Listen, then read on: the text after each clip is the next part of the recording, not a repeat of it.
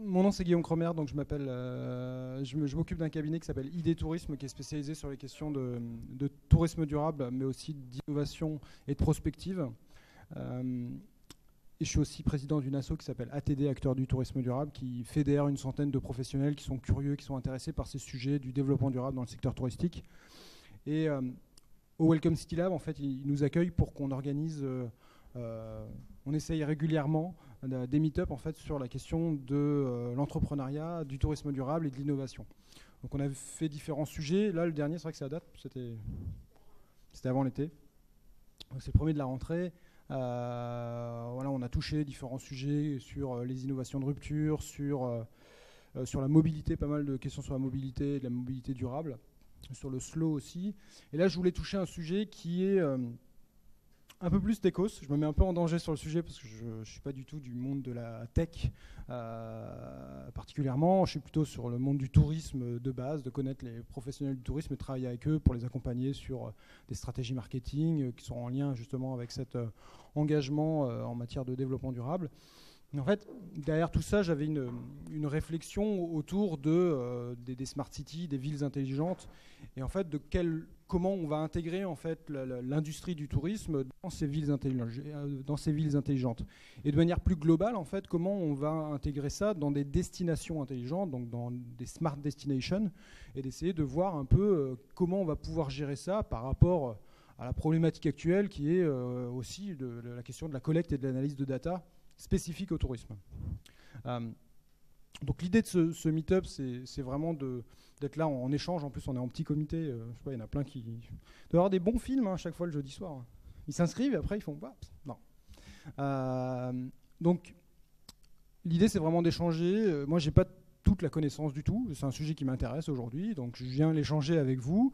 Bien entendu, il y a une idée aussi derrière d'opportunités entrepreneuriales, de business derrière. Donc l'idée, c'est d'échanger, de trouver des bonnes idées et de voir un peu si on peut arriver à quelque chose d'intéressant. N'hésitez pas à rebondir, même pendant la presse. Vraiment, on est dans l'échange. Je vais présenter Paris & Co. Tout le monde connaît Paris & Co et Welcome City Lab.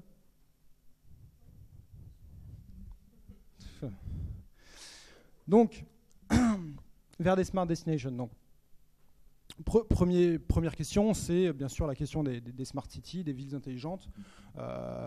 C'est un peu la vision rêvée qu'on a de ces villes demain, c'est d'avoir une ville qui, grâce à des capteurs, on va pouvoir avoir une certaine intelligence, à la fois côté énergétique, donc on voit, il y a des wind farms, il y a des méga solars en haut à droite, on a de la biomasse sur la droite, côté énergétique, qui va alimenter bien entendu des services de mobilité partagée électrique, du e-bikes, mais aussi comme le Autolib qu'on peut avoir ici. On a bien entendu les résidences individuelles qui sont intelligentes, avec bien sûr de la domotique à l'intérieur, et sur lesquelles on va pouvoir réduire les impacts environnementaux fortement, pour justement avoir un côté très indépendant par rapport à l'énergie, mais aussi par rapport à des questions de consommation d'eau.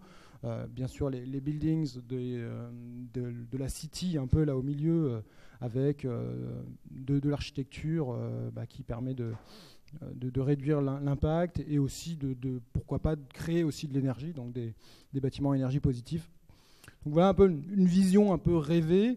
Et à l'intérieur, il ne faut pas oublier qu'il y a des humains. Donc derrière en fait, les villes intelligentes, c'est aussi qu'on apporte en fait, des solutions aux habitants pour réduire leurs problématiques dans les villes. Ça veut dire par rapport au transport, par rapport à la sécurité, par rapport à des choses comme ça.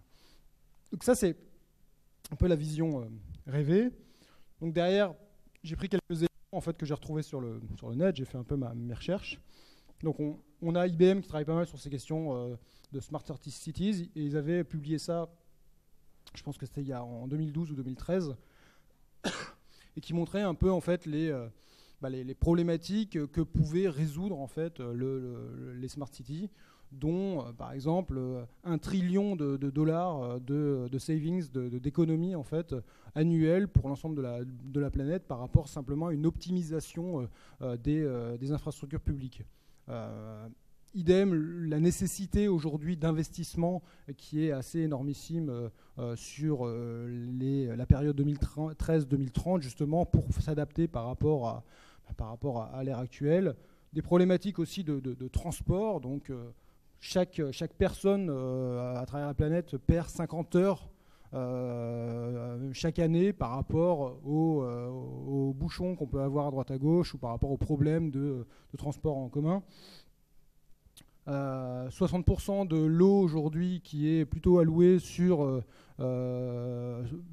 qui sont alloués sur les domestiques, sur les humains, sont plutôt sur les villes aujourd'hui. Et donc ça, c'est un enjeu très important, surtout qu'il y a une grosse partie qui est perdue par rapport à des fuites à droite à gauche. Et là, l'utilisation justement des villes intelligentes et de la data permettrait en fait de résoudre en fait ces problématiques.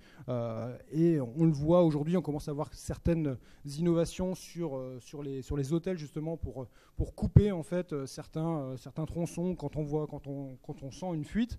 Et ça, aujourd'hui, on pourrait complètement le voir sur différents modèles.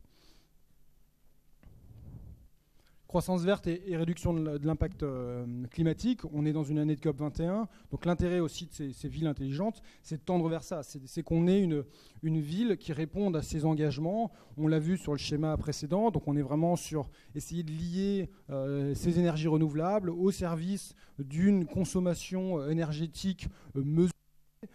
Et qui permettent justement de réduire cet impact et en même temps d'apporter des vraies solutions de croissance verte qu'on entend souvent au niveau de l'État. Et c'est clair qu'on doit lier complètement cette question de la ville intelligente avec la préservation de l'environnement. D'où, nous, notre intérêt par rapport au tourisme durable. On le voit beaucoup plus dans cette vision. Le tourisme durable, c'est bien l'engagement en matière de développement durable dans le secteur touristique. Et donc, on se dit, il y a forcément un lien en fait, entre Smart City, entre ville intelligente et tourisme durable. Et bien sûr, ce qui est important, c'est ça qui est visé aussi, c'est bien sûr, on a tout le travail au niveau de l'environnement, de la réduction de l'impact environnemental et climatique. Et bien sûr, l'objectif derrière tout ça, c'est que les gens soient plus heureux, soient en sécurité, vivent mieux dans les villes par rapport à leur santé, etc. etc. Et c'est ça qu'on doit viser et qu'on va extrapoler après sur les visiteurs de passage dans les villes, mais aussi sur les destinations.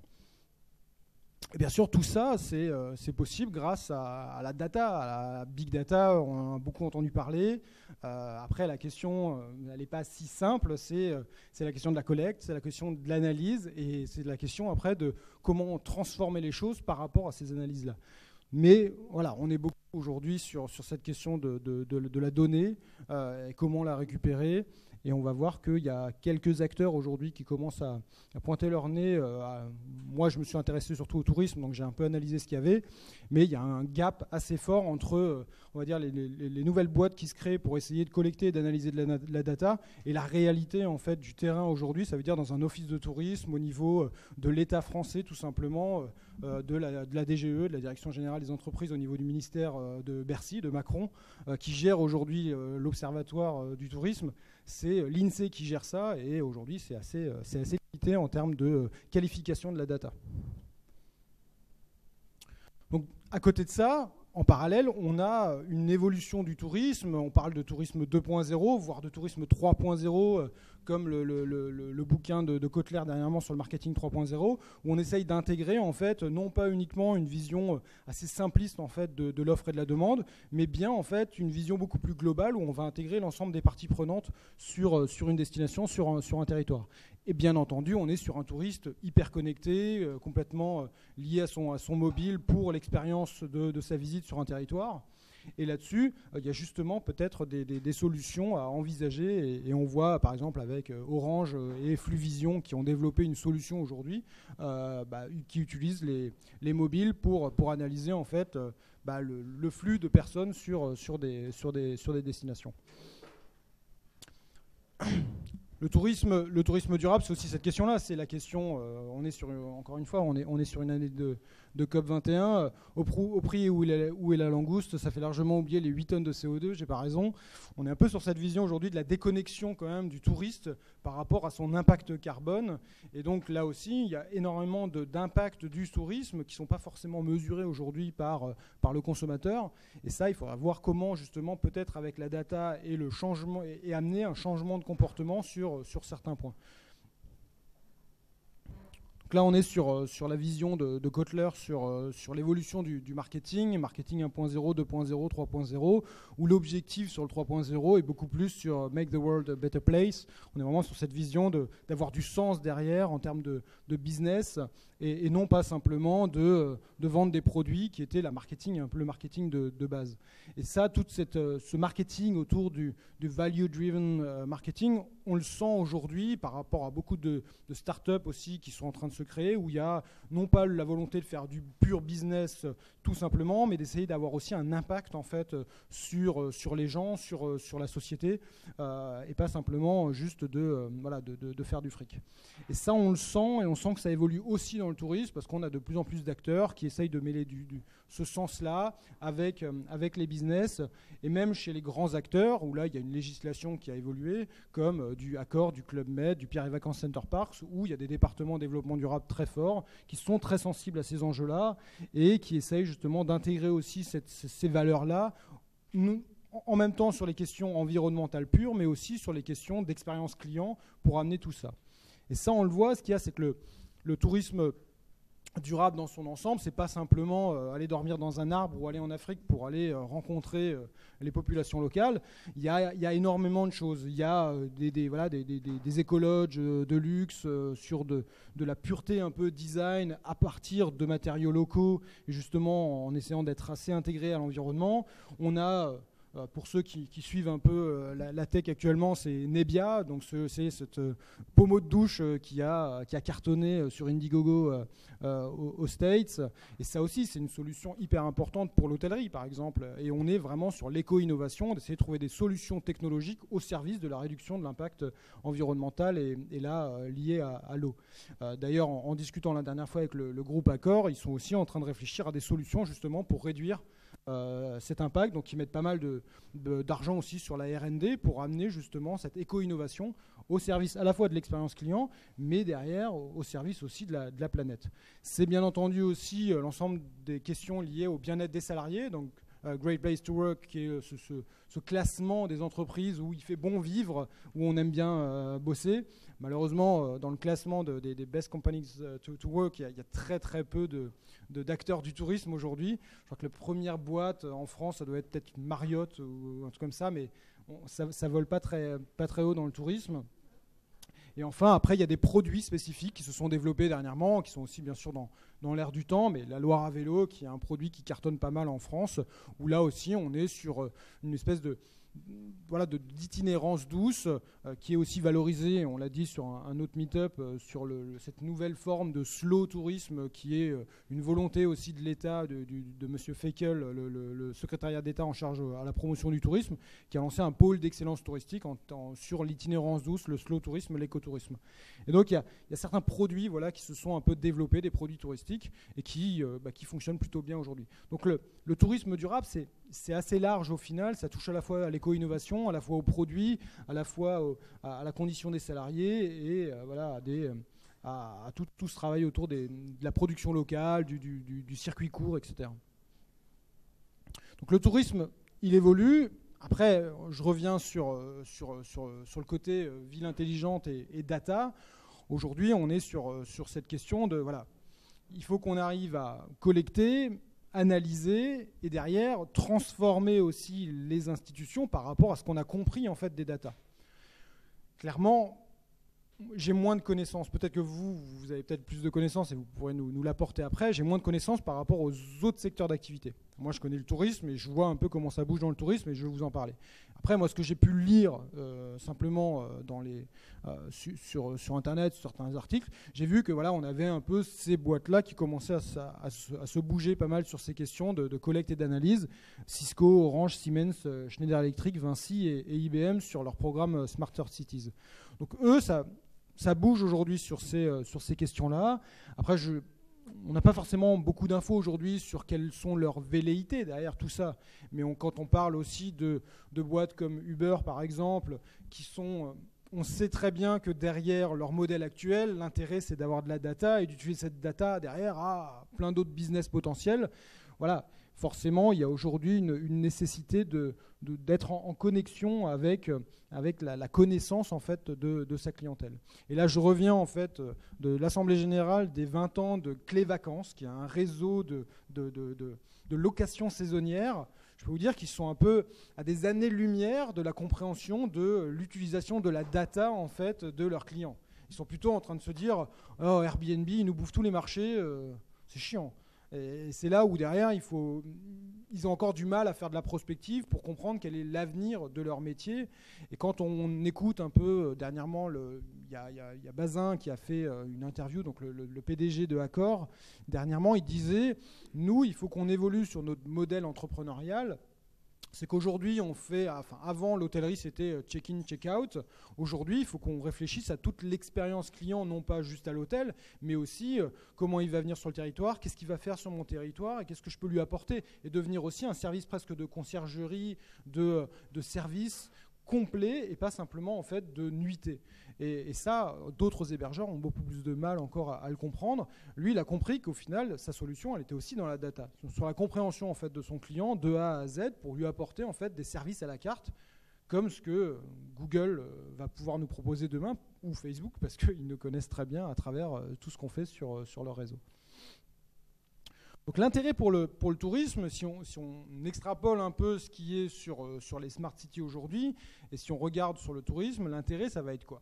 Ça va être, bien entendu, on va pouvoir utiliser la data et la compréhension du territoire très fine pour analyser certains risques sur un territoire. Et donc peut-être prévenir aussi le touriste à un moment donné, on dire attention là-bas, et on sent qu'il y a quelque chose qui ne va pas, barrez-vous peut-être sur les risques liés, risque environnemental, tsunami, risque attentat, je ne sais pas comment on va pouvoir le gérer, mais en tout cas, il y a une notion de sécurité qui va pouvoir être importante.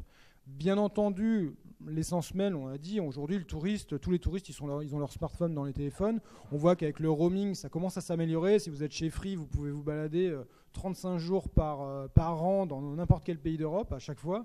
C'est quand même assez pratique pour pouvoir utiliser de la data, du roaming sur place.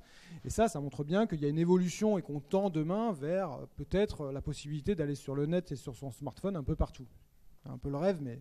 c'est un peu la vision future. Donc forcément, il y aura la possibilité pour les marques, pour les destinations, pour les offices de tourisme, de se connecter justement avec le touriste et de lui apporter des solutions directes par rapport à son expérience de séjour. Et là-dessus, c'est aussi lié à du business potentiel très fort pour les marques, pour les restaurants, pour les guides, et ça va être important. Sur la meilleure expérience client, et on va le lier aussi à la mobilité, c'est aussi à l'expérience client sur les sites de visite. Sur les sites de visite, on le voit parfois, on est en train de faire la queue pendant des heures et des heures, ou tout simplement devant un certain tableau. Peut-être qu'avec la data, on va pouvoir gérer le parcours du client ou l'amener vers un côté plutôt qu'un autre dans un musée pour améliorer en fait son expérience, pour qu'il profite complètement en fait de ça. Que ce soit dans un musée, que ce soit sur un site comme les temples d'Angkor au Cambodge, et ben voilà, au lieu que tous les gens soient amassés sur un même endroit, il y aura cette possibilité. Et ce qui est important, c'est aussi qu'on va pouvoir réduire l'impact du touriste sur ces sites. Les sites architecturaux, culturels et tout ça, c'est des sites très fragiles. Donc derrière, il va falloir gérer un peu ces flux de touristes, et peut-être que justement avec la data, on va pouvoir utiliser ça pour gérer un peu ce qu'on appelle l'optimum en fait de touristes sur un territoire, sur la capacité de charge.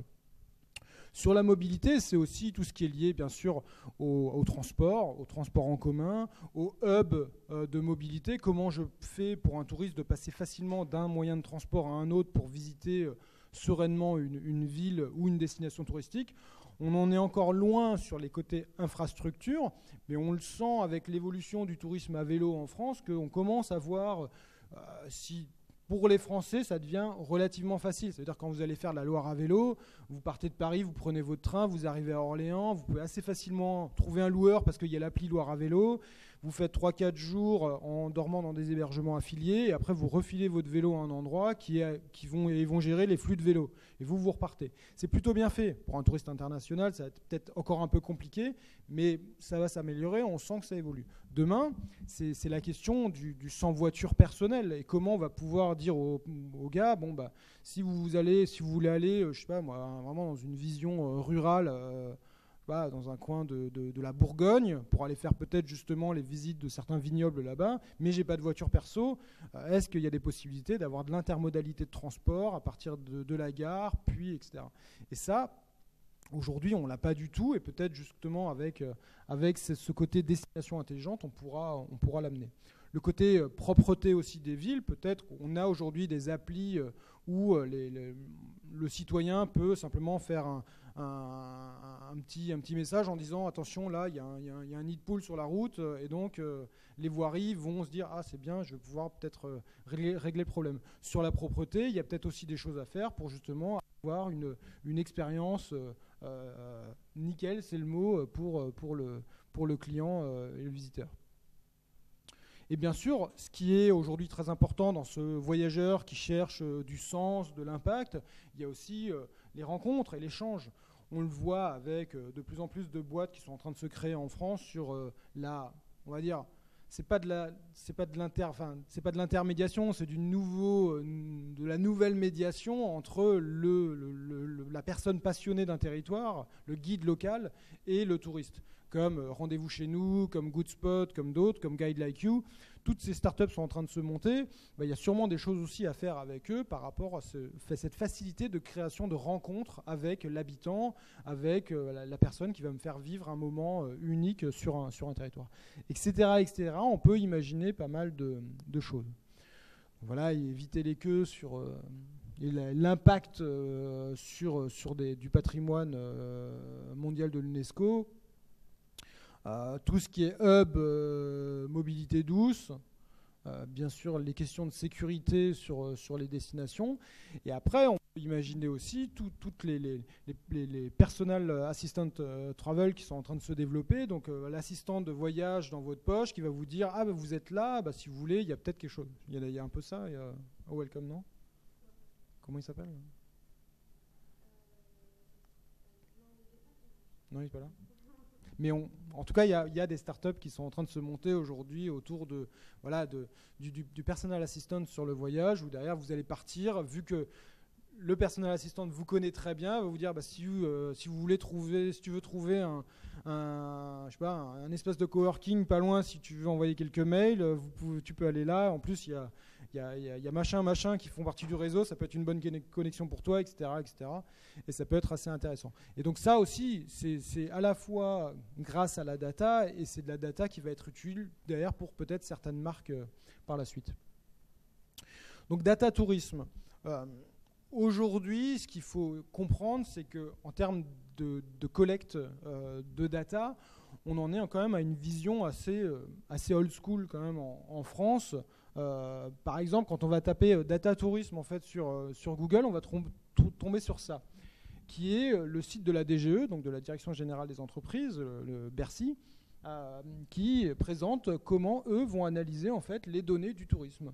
Et donc il y a deux données. C'est le nombre de nuitées et d'arrivées par mois dans les hôtels par région et le nombre de nuitées et d'arrivées par mois dans l'hôtellerie de plein air par région. Voilà, on a deux datas. C'est ça. Un peu compliqué derrière, en fait, d'essayer d'extrapoler des éléments concrets de ça pour en faire une vraie modification de comportement des offices de tourisme, des professionnels du tourisme, parce qu'on n'a que des éléments bruts qui ne vont pas très loin.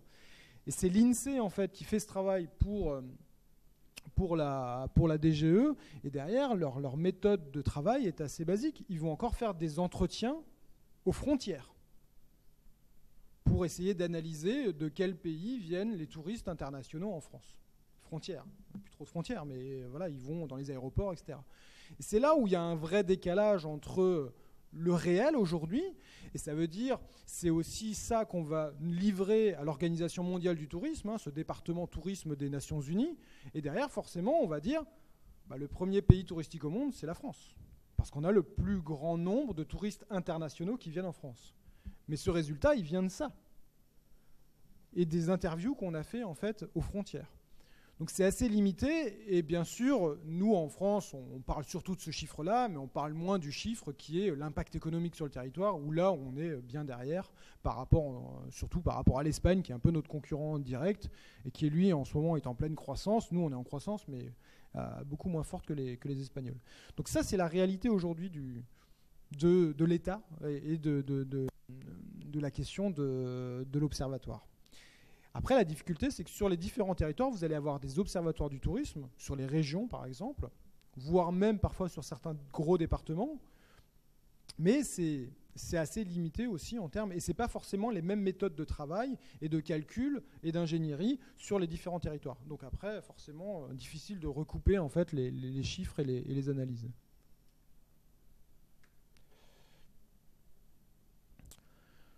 Donc autre chose dernièrement qui commence à bouger, on a Orange qui a développé un outil qui s'appelle Fluvision, qui a été expérimenté en juillet 2012, donc déjà ça fait plus de 3 ans sur le CRT Riviera Côte d'Azur. Donc il y a 2 CRT en PACA, il y a Côte d'Azur et le reste de PACA. C'est assez spécifique à la PACA. Et donc ils ont commencé à expérimenter pour analyser en fait la géolocalisation en fait des touristes grâce à leur mobile, et de voir justement comment ils se déplaçaient sur le territoire, où il y avait des concentrations, est-ce qu'ils allaient. La question c'était surtout de savoir là si les gens vont à Cannes, est-ce qu'ils vont à Nice, et est-ce que les gens qui vont à Nice ils vont à Cannes, et est-ce qu'ils vont dans l'arrière-pays. Donc ils ont pu analyser ça a pu sortir quelques éléments. Voilà, c'est le début aujourd'hui de cette vision et de cette analyse, mais qui est très géolocalisation et qui n'est pas forcément après très quali, qui est vraiment plutôt quanti et déplacement de flux. Autre projet qui s'est lancé là il y a 1 an et demi, 2 ans maintenant, financé par l'État et qui s'appelle Tourinflux, ou Turinflux, je ne sais pas comment ils veulent le dire, avec l'Université de La Rochelle, 2 boîtes spécialisées justement sur la data, donc Proxem et Scilabs, et une autre entreprise. Et donc, très peu d'informations aujourd'hui sur le net. D'ailleurs, le site de Tourinflux on a l'impression que... Waouh, je ne sais pas si tu es allé dessus. C'est dingue, hein. Pour des gens qui travaillent sur la tech et sur le web, j'étais complètement choqué de la qualité du site internet, qui est une bouse, hein, clairement, vraiment. Et donc Proxem et Scilabs, eux, travaillent sur... Donc Proxem, on le voit, c'est From Text to Data. Donc ils vont analyser en fait les commentaires des clients sur, par exemple, TripAdvisor ou sur Booking et tout ça, et ils vont ressortir du texte de la data. Ce qui est assez intéressant. Et donc ensemble, en fait, ils travaillent sur ce programme Tourinflux et ils doivent sortir en fait une solution pour la France par rapport à justement l'exploitation, la collecte et l'exploitation de la donnée touristique.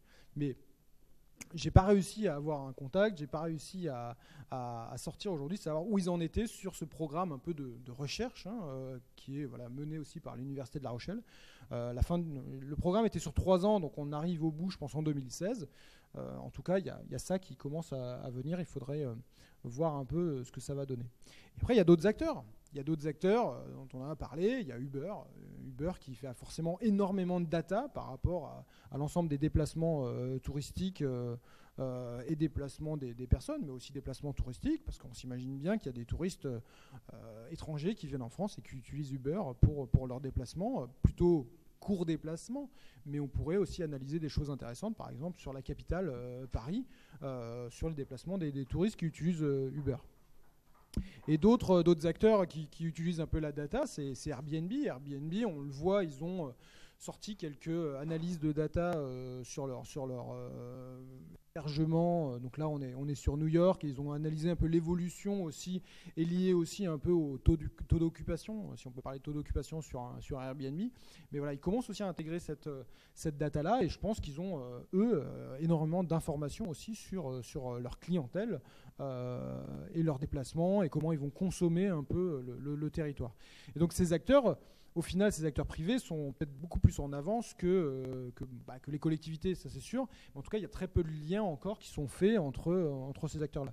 Juste avant, sur notre conférence là, avec les vacances, il y avait, je discutais un peu avec Office de tourisme de France, donc le réseau des offices de tourisme en France, qui me disait, nous, dernièrement, on a fait justement une réunion avec Airbnb, avec Le Bon Coin, il y avait d'autres, pour essayer de communiquer déjà et essayer de voir un peu comment on pouvait travailler ensemble. Pas forcément sur la data, mais plutôt sur la promotion peut-être de demain des propriétaires Airbnb dans les offices de tourisme. Ce serait une avancée assez incroyable en France, mais en tout cas, il y a une discussion qui est entamée entre Nicolas Ferrari et Office de tourisme de France, et on sent quand même que ce décalage entre les traditionnels et les nouvelles startups internationales, voire françaises, commence un peu à s'éteindre, et c'est plutôt positif pour le secteur.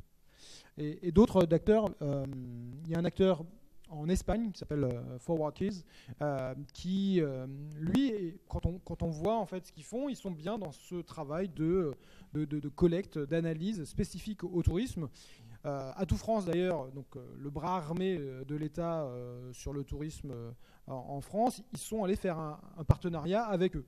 Donc ils n'ont pas forcément trouvé la solution techno en France, ils sont allés chercher un acteur espagnol, donc Forward Keys, qui travaillait déjà en fait avec un peu le Atout France espagnol. Et donc il y a des initiatives qui sont intéressantes dans ce cadre-là. Il y a un travail de Traveler Data Intelligence. Donc eux, ils sont bien sur cette vision de collecter, analyser et après accompagner sur le changement au niveau des territoires, par exemple, pour essayer de faire avancer les choses. Autre chose, là on a aussi un lab qui s'appelle MFG Labs, que j'ai trouvé un article sur Internet, donc français, qui aussi commence à utiliser l'analyse de data web. Par exemple, là, c'est le tourisme en France à travers les données de partage de photographies numériques des touristes sur le web. Et donc, comme ça, on peut voir un peu où étaient situés surtout les touristes sur une période. Là, je crois qu'on était sur une période de 2 ans, en fait. Ils ont essayé d'extrapoler les chiffres pour en faire un peu cette carte de flash sur la France. Donc, on a quand même des initiatives assez intéressantes qui commencent en fait à arriver, mais pour l'instant, beaucoup de choses sont assez encore déconnectées de la réalité du terrain, de l'office intercommunal, par exemple. Nous, pour travailler chez ID Tourisme avec certains offices intercommunaux, quand on leur pose la question, bon, vous en êtes tous sur un peu la collecte de data, ils nous disent, nous, on a, en fait, on fait une barre en fait sur une feuille dès qu'il y a un mec qui rentre dans l'office de tourisme. Et vous n'avez pas les chiffres de taux d'occupation moyen sur votre territoire des hébergeurs qui sont membres de l'office? Ah non. Ah ouais. Donc ça va être compliqué déjà d'analyser la saisonnalité et après de faire évoluer peut-être la stratégie tourisme du territoire, parce qu'en fait tout ce qu'ils ont, c'est le nombre de personnes qui rentrent dans l'office de tourisme. Donc c'est là où on a un décalage énorme entre la réalité actuelle et c'est en plus c'est une région en Provence, donc c'est pas le truc le moins touristique au monde, quoi. Et c'est là où il y a un décalage énorme et peut-être qu'il y a certaines solutions qu'il faudrait vraiment adapter en fait à certains territoires. Après, c'est la question du coût, de la ressource, qui paye ça et comment et quel modèle économique derrière. Mais en tout cas, il y a une vraie réflexion à avoir sur ça. Donc derrière les opportunités de business autour de ça, la question qu'on peut se poser, c'est bien sûr la question du tourisme urbain, parce que c'est là où il y a du monde, là où on a peut-être le plus facilement, on a l'historique un peu des smart cities, donc on a énormément de villes qui ont intégré ce côté capteur, analyse et tout ça. Peut-être qu'il y a des facilités d'approche par rapport déjà au tourisme dans les villes, mais pour aller plus loin, il faudrait essayer d'aller plus loin, d'aller vers des destinations touristiques dans son ensemble, mais aussi d'intégrer cette vision du tourisme rural, parce que les touristes, ils ne sont pas que dans les villes, ils vont aussi à la campagne, et comment on va pouvoir intégrer aussi cette notion d'intelligence sur des destinations rurales qui en ont vraiment besoin pour justement essayer de conseiller le touriste dans le bon moment, sur le séjour, directement en live, pour lui apporter des solutions d'expérience qu'il souhaiterait vivre. Les stations de ski sont peut-être aussi un endroit assez intéressant où on peut justement apporter des solutions. On a souvent des problématiques de mobilité aussi sur les territoires de stations de ski. Il y a un réseau européen qui s'appelle Alpine Pearls, qui est un réseau de stations très engagées sur l'écomobilité. Peut-être que justement avec eux, il y aurait des choses à creuser par rapport à l'utilisation de la data au service de l'expérience du client, au niveau de la mobilité, mais aussi au niveau des remontées mécaniques. Essayer d'avoir sur son smartphone une petite notification en disant allez plutôt là-bas, il n'y a personne dans cette partie de vallée de station, au lieu de faire la queue pendant 1 heure pour prendre le débrayable. Et ça aide forcément le touriste parce qu'il va profiter un max de son séjour de ski qui est déjà ultra cher. La question, c'est est-ce qu'on peut imaginer ça dans tous les pays ? Est-ce que aussi dans des pays du Sud, après c'est peut-être une problématique techno, mais ce qui se dit aujourd'hui, on le voit avec les pays africains, par exemple, nous on travaille un peu en Afrique sur pas mal de pays, il y a une vraie avance au final en Afrique sur l'utilisation du mobile. Les Maasai ont utilisé la banque mobile avant nous sur leur téléphone portable. Ils étaient complètement en avance parce qu'en fait, ils n'ont pas d'ordi, ils n'étaient pas dans leur case, ils n'avaient pas d'ordi, mais eux, ils avaient les portables. Et très vite, en fait, Orange, tel comme Kenya, a créé des solutions liées à la banque sur les téléphones portables. Et eux, ils s'échangeaient comme ça, ils se payaient via leur téléphone portable. Et donc, en fait, ils ont passé directement sur un peu cette 3e révolution industrielle. Et on peut peut-être imaginer que sur certains pays dits du Sud, on pourrait imaginer des vraies solutions aussi pour... peut-être que oui, sur les safaris, je ne sais pas comment on peut imaginer, je ne parle pas de tourisme cinégétique, je ne parle pas de tourisme de chasse, mais bien de tourisme d'observation d'animaux. Peut-être qu'il y a des choses intéressantes pour pouvoir aussi améliorer l'expérience du client. Et après, quelle est la question aussi par rapport aux institutions internationales ? Au niveau des institutions internationales, il y a ce qu'on appelle les CST, les comptes satellites du tourisme, qui permettent en fait d'analyser les arrivées touristiques au niveau des différents pays et de comparer après pays par pays.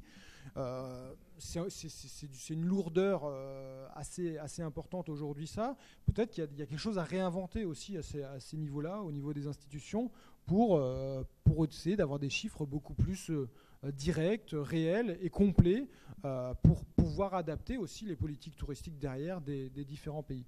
En tout cas, il y a sûrement des liens aussi à faire avec l'OMT à Madrid et d'autres organisations internationales. Ça veut dire que, par exemple, le programme des Nations Unies pour l'environnement peut avoir aussi un intérêt fort en fait, sur ces questions-là, qui s'intéressent au tourisme et au tourisme durable pour justement utiliser la data au service en fait, d'un tourisme durable.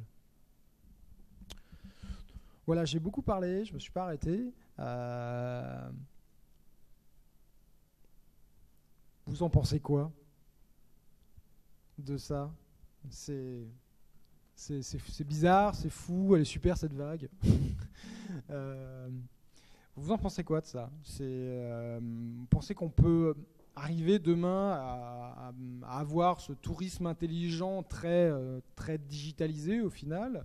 Est-ce que c'est une réalité ? Est-ce qu'on va y arriver dans 2 ans, dans 3 ans ou dans 20 ans ? Et comment vous imaginez le truc ? Je peux passer le micro si vous voulez. Tu veux réagir parce que sinon, on va aller au bar à côté. C'est un plaisir. Yves Doma, IBM, bonjour. Moi, je vois 2 grands domaines malgré tout dans ce que vous dites et un vrai enjeu. Il y a un domaine qui est effectivement le service aux touristes. Comment on fait pour améliorer son expérience, lui faire voir les choses qu'il ne pourrait pas voir, etc. Et accessoirement, il faut bien le dire, augmenter le panier moyen qu'on va réussir à lui faire ramener chez lui ou dépenser sur place. Il y a un enjeu, je pense, d'organisation, de coordination, et vous l'avez très bien dit, au niveau d'un territoire pour essayer de comprendre ce qui se passe et puis de pouvoir agiter ce qui ne marche pas bien, de pouvoir mettre en valeur des choses qui ne sont pas assez visitées, de pouvoir, etc. Donc ça, c'est gérer des flux. Et puis il y a quand même un enjeu majeur qui est derrière ce que vous dites, qui mérite d'être il y a un enjeu de développement économique local. Si on laisse, alors j'ai rien contre Airbnb, j'ai rien contre Google, j'ai rien contre tous ces gens-là, mais il faut voir quels sont les modèles business qui sont derrière. Si on laisse les données, la maîtrise des données de l'utilisateur, alors vous avez tous déjà utilisé Airbnb, j'imagine. Moi, il m'envoie des mails. Alors, j'ai eu le malheur d'aller cliquer un jour en disant tiens, j'irais bien faire un tour à Bordeaux. Depuis, il m'envoie des messages en me disant Yves, tu sais, à Bordeaux, il y a une super chambre qui vient de se libérer pour après-demain. Est-ce que tu veux y aller? Donc, ils ont encore des progrès à faire sur la relation client, mais on voit bien qu'ils capturent des données et ils veulent en faire quelque chose. Et le risque pour les acteurs locaux ou des acteurs, vous avez cité Accor, etc., c'est la désintermédiation. C'est donc avoir quelqu'un qui va se placer entre vous et le client et qui va en gros vous acheter des nuitées pour ce sujet-là, hein, mais plein d'autres services, et les revendre en capturant une partie importante de la marge. Donc le vrai enjeu, malgré tout, pour un territoire, c'est d'essayer de garder la marge le plus proche possible du territoire pour qu'elle profite le plus possible au territoire. C'est ça, quand vous rencontrez des politiques qui sont en général assez clairs sur le sujet. Donc je pense que c'est là où se situe l'enjeu de cette partie de ping-pong qui va commencer ou qui commence. Parce qu'il se passe plein de choses aujourd'hui. Vous parliez d'orchestrer des flux. On teste à Venise un calculateur d'itinéraire qui essaye de prendre en compte les files d'attente devant les monuments pour dire c'est quand même un peu dommage d'aller passer 1 heure à la place Saint-Marc aujourd'hui à cette heure-ci, alors que si vous y allez dans 2 heures, normalement il devrait y avoir moins de monde. Faites plutôt ça. On a testé à Joker, la ville, je pense pas que ce soit directement l'office du tourisme, non. Mais je pourrais vous trouver ça si ça vous intéresse. On a testé à Mons des analyses de flux en temps réel pour Mons, qui est capitale de la culture 2015. Des analyses de flux de téléphone portable en temps réel pour essayer de gérer l'aspect sécurité. De ce que je comprends, c'est pas une ville qui est immense et donc avec des contentions fortes. Donc on essaye juste de regarder quand est-ce qu'on estime qu'il y a trop de monde. Alors c'est pas nous qui estimons, hein, c'est les autorités locales. Quand est-ce qu'il y a trop de monde dans une zone donnée et qu'est-ce qu'on peut faire pour remédier à ça, etc. Voilà, mais je vais pas monopoliser le micro, ne croyez pas que vous allez vous en sortir comme ça. Je vous le repasse. Non, mais c'est vrai que sur cette question de ces acteurs, de ces nouveaux acteurs qui arrivent, il y a surtout ce qu'on voit des acteurs traditionnels, c'est que ils sont gros, ils viennent nous bouffer, et c'est vrai qu'ils ont du mal en fait à prendre l'intérêt aussi et ce qui marche, pourquoi eux ils fonctionnent et ce qu'ils ont fait. Ils sont plutôt à rejeter le truc plutôt qu'à essayer de comprendre pour après adapter leur propre business. Et c'est vrai qu'il y a quand même un truc à prendre. Ouais. Donc Jamil Ben Abdallah, de Dante Consultant. Nous, on travaille beaucoup sur ce type de problématique et c'est vrai que l'une des questions pour les acteurs publics, c'est le fait d'être obligé d'acheter de la data à d'autres gens. Ça, c'est quand même un problème. D'habitude, nous, on travaillait pour eux, on obtenait des datas de leur part quand elles étaient disponibles ou on les cherchait nous-mêmes. Et maintenant, on doit réfléchir, mais chez qui on pourrait obtenir des datas. On voit très bien ça avec Waze, par exemple, l'application de circulation mobile, donc elle qui a commencé à vendre des datas à des autorités publiques qui n'ont pas de système pour la circulation, pour réfléchir justement aux problèmes de trafic urbain. Donc il y a un vrai questionnement sur le fait comment est-ce que nous, on peut les aider à créer des systèmes pour obtenir des datas sur les touristes. Après, il y a le problème habituel de tout ce qui est lié à Big Data, qui est qu'est-ce qu'on en fait, comment on la traite, qu'est-ce qu'on en sort exactement. Mais là, ce serait encore, c'est un débat qui prend des jours et on n'a pas encore de vraies solutions, mais c'est quand même très important. Et après, sur l'utilisation des gens, les gens, ils sont déjà connectés. Enfin, ils sont tout le temps sur leur téléphone. Dans beaucoup de musées, dans beaucoup de villes d'Europe maintenant, quand on va dans le musée, ils nous disent téléchargez l'appli du musée ici, c'est ça votre audio guide. Après, promenez-vous, faites ça. Maintenant, on réfléchit même à des concepts de co-création de data avec le touriste pour pouvoir améliorer son séjour. Donc, dans tous les cas, je pense qu'on est dans le comportement des gens. C'est à regretter ou c'est pas à regretter, mais on visite une destination avec son téléphone. On veut éviter beaucoup d'imprévus, au fond, avec le téléphone ou en ayant de l'information, et on doit essayer de trouver un peu ce milieu entre créer une spontanéité un peu contrôlée, quoi. Nous, c'est un peu l'impression qu'on a de ce que recherchent les gens, parce qu'au fond, ce qui est important, c'est ce qu'ils recherchent eux et ce qu'on doit leur proposer avec tous ces systèmes de guidage mobile. Et on a vraiment cette impression qu'il faut leur donner beaucoup d'informations et réussir à trouver un moyen que ce soit quand même spontané et qu'ils aient l'impression d'avoir découvert quelque chose pour pouvoir se valoriser, pour pouvoir partager et pour pouvoir vraiment valoriser la destination, parce que c'est quand même ça notre objectif. C'est simplement à la fin, mais c'est vrai que ce problème de la propriété des datas, ça va être un problème principal pour beaucoup de destinations à l'avenir peut-être. Voilà.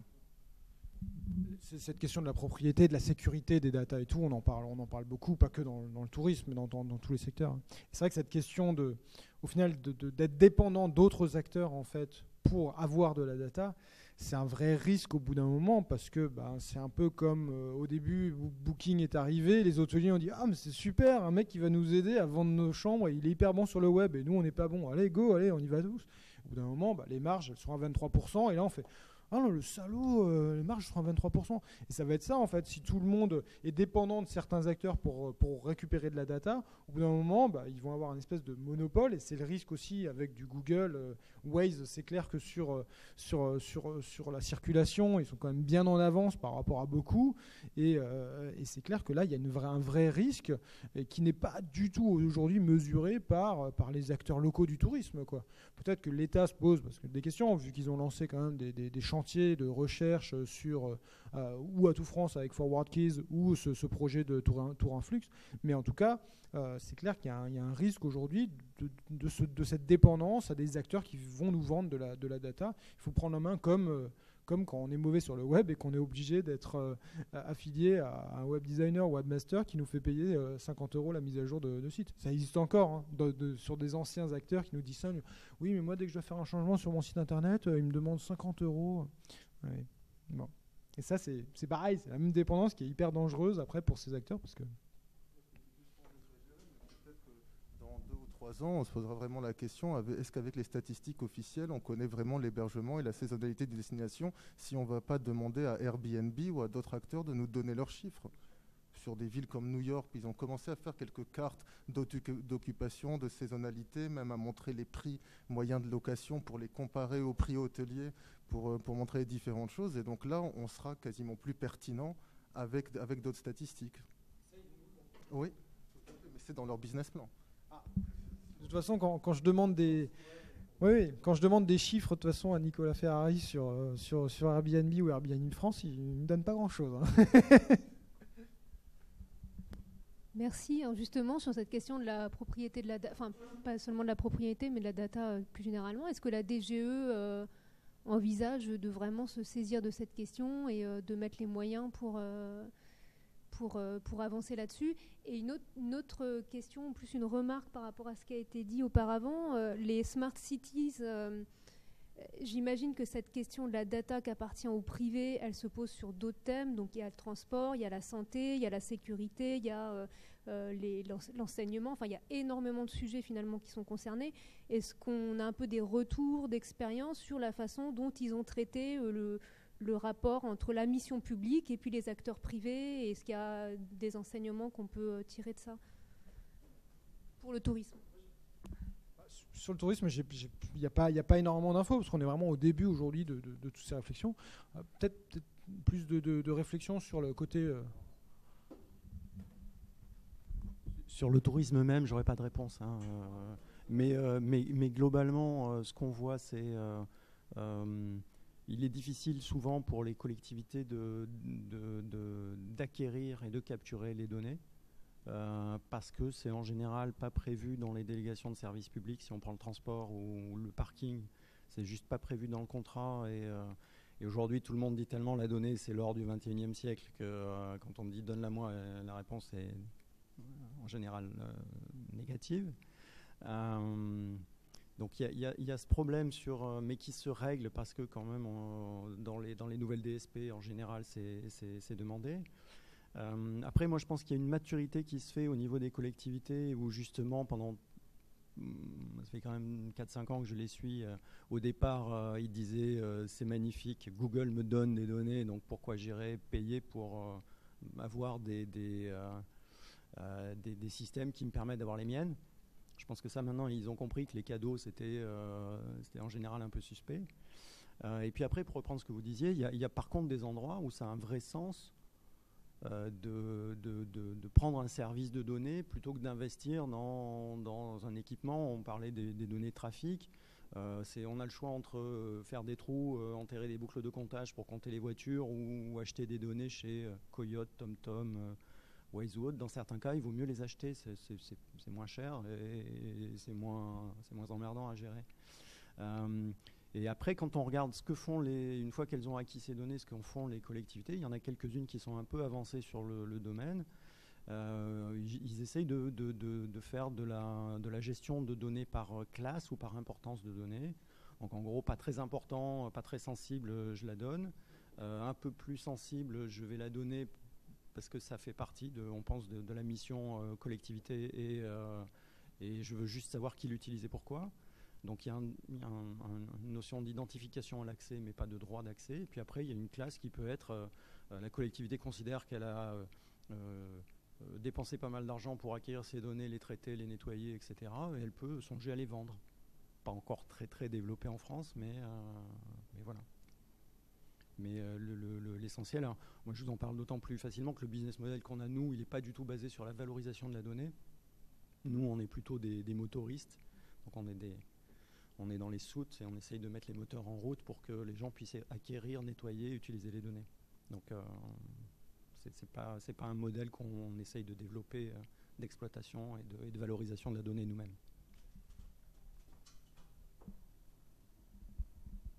L'idée, c'est plutôt d'arriver à leur donner des données un peu pré-mâchées qu'ils vont pouvoir utiliser pour après adapter leur politique ou leur projet touristique, quoi. C'est plutôt ça. Ouais. Mmh.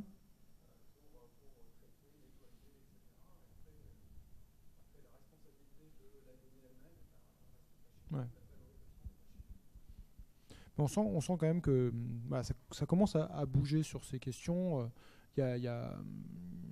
Moi, je me suis inspiré en fait sur cette question suite à un écrit qui avait été fait par la MOPA, qui est le réseau des offices de tourisme d'Aquitaine,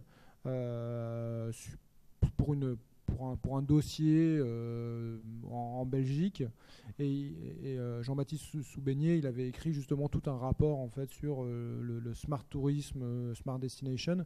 Et c'était assez intéressant, c'était assez poussé. Et je me suis dit, quand j'ai lu ce document-là, je me suis dit, c'est complètement en lien en final avec la vision de tourisme durable que j'ai de manière très transversale et sur laquelle on va pouvoir essayer de bosser, de réfléchir. Et c'est vrai qu'on est dans l'ère de la data, donc forcément il y a un intérêt par rapport à ça. Mais je sens que ça bouge pas mal sur cette question-là, que les collectivités commencent à se poser aussi des questions par rapport à tout ce qu'on entend aussi de cette dépendance après par rapport à d'autres acteurs privés, et que en fait ça va peut-être leur coûter bonbon s'ils s'y mettent pas aujourd'hui. Ils ont peut-être l'expérience du web aussi derrière. Donc, en tout cas, voilà, Fluvision commence à venir sur des territoires. Nous, on l'a vu, ils ont acheté la solution Fluvision là, dans la Durance. Mais voilà, ils l'ont acheté, ils ont des éléments, mais derrière, en termes de traduction et de changement après sur leur territoire par rapport à leur politique, on en est clairement pas encore là. Ils ont acheté la solution parce qu'on leur a bien vendu, je pense, mais derrière, ils savent pas trop quoi en faire derrière. Alors que derrière, ça doit quand même être un outil d'aide à la décision et au changement par rapport à des choix, à des vrais choix politiques de développement touristique sur un territoire. Et là, on n'y est pas encore. Et je pense qu'on est vraiment dans une période où voilà, on commence à s'intéresser à la data, on ne sait pas comment trop vers qui aller, et après, il y a cette question de la traduction en fait parce qu'on est encore sur des chiffres aujourd'hui très, très, très classiques qui sont voilà, le taux d'occupation, et encore, comme je disais, sur certains territoires, ils n'ont même pas le chiffre de l'évolution du taux d'occupation. Je ne parle même pas par typologie d'hôtel ou d'hébergement, hein. Je parle simplement, même général, ils n'ont pas les éléments. Et c'est vrai qu'on a, et même en dehors en fait, de cette question de l'hébergement, simplement la connaissance du client, pour beaucoup d'offices de tourisme, on ne l'a pas. On a peut-être simplement, limite, on n'a même pas de landing page sur les sites internet pour récupérer un email, un peu des caractéristiques du client. Même ça, on n'a pas. On est encore sur des sites internet très vitrines où on présente des belles images de la destination, mais il n'y a pas d'appel à action en fait sur le site pour arriver à avoir de la data et après automatiser des mailings spécifiques par rapport aux caractéristiques des clients. On est encore très loin de ça.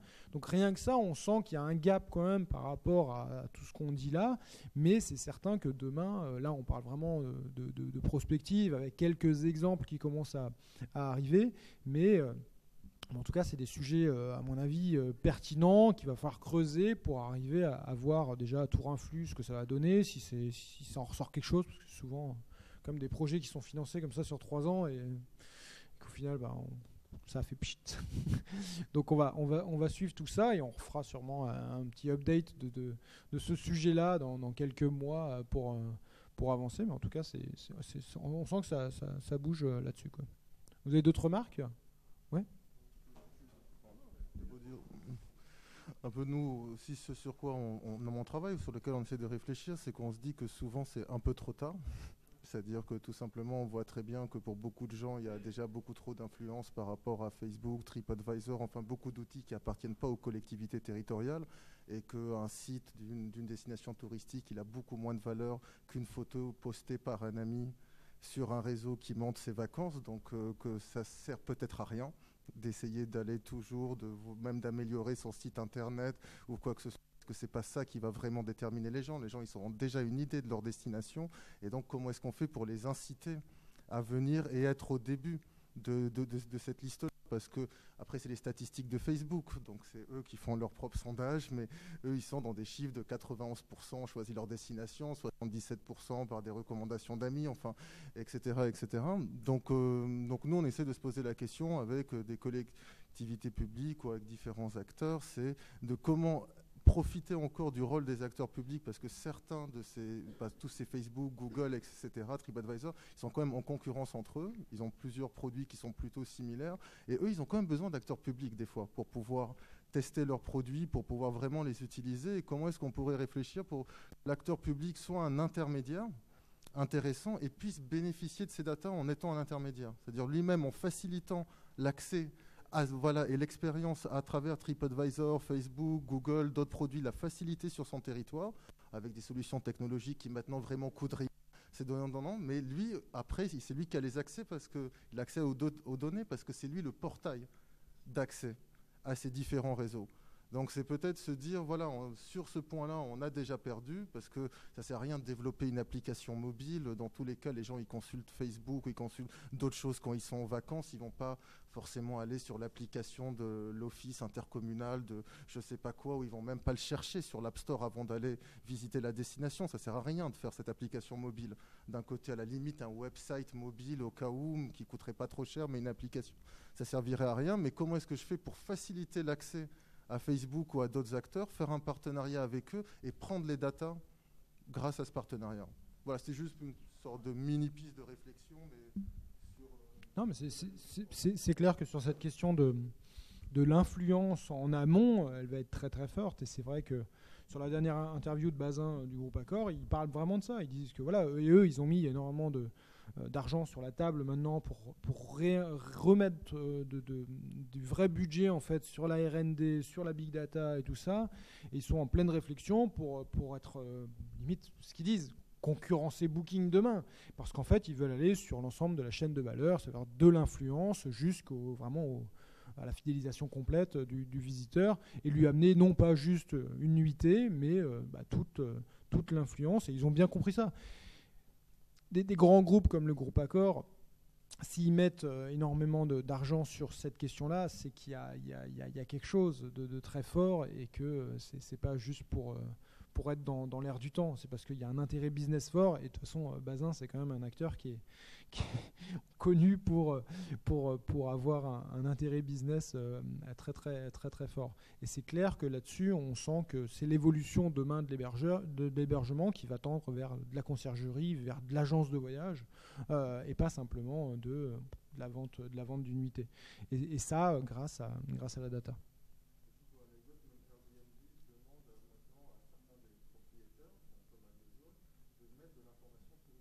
Oui, bien sûr. C'est tout à fait logique et on le voit sur...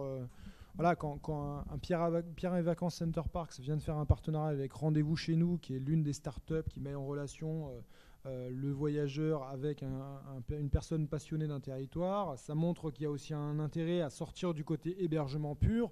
TripAdvisor a acheté l'an dernier, ou il y a 18 mois, une start-up anglaise qui s'appelle TripBud, qui est sur cette intermédiation entre les gens passionnés et les touristes. On sent que voilà, ils veulent faire évoluer.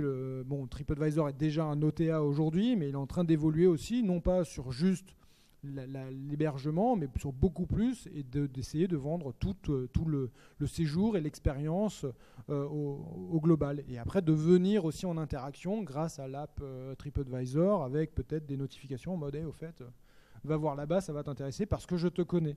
Et en lien aussi derrière avec les Swarn, les Foursquare, etc., qui sont forcément aussi liés à cette géolocalisation sur les territoires et sur lesquels ils pourraient aussi nous envoyer des messages. En tout cas, tout ça est lié à ça, et de manière globale, il y a sûrement des points, je pense, à faire aussi sur cette vraie compréhension aussi de l'impact économique sur les territoires. On en a parlé, du tourisme, parce qu'aujourd'hui, les quelques chiffres qu'on a de l'OMT sont quand même relativement limités par rapport à la réalité, sûrement, surtout qu'on parle beaucoup avec l'OMT et tout ça, principalement du tourisme marchand, mais on parle surtout du tourisme international. On n'a même pas les chiffres réels par rapport au tourisme intérieur, ça veut dire les Français qui voyagent en France, et il y en a beaucoup, et on n'arrive pas à capitaliser aussi tout ce qui est non marchand. Ça veut dire que quand on va dormir chez un pote, on n'a pas l'impact économique qu'on va avoir parce qu'on va le soir aller dans un bar pour boire un verre, etc. Alors que c'est aussi du tourisme. Au final, on va se déplacer, pas du tourisme vu comme l'OMT, mais ça reste quand même du déplacement et du voyage. D'autres remarques ? Non ? Oui ? Non ? Bon. Tu veux faire un compte rendu ?